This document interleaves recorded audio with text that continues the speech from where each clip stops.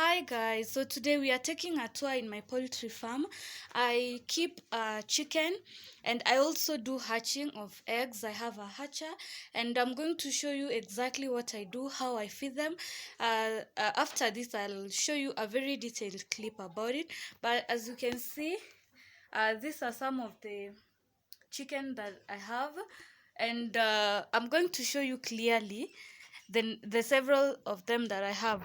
If you can see this one in here, imelalia hii.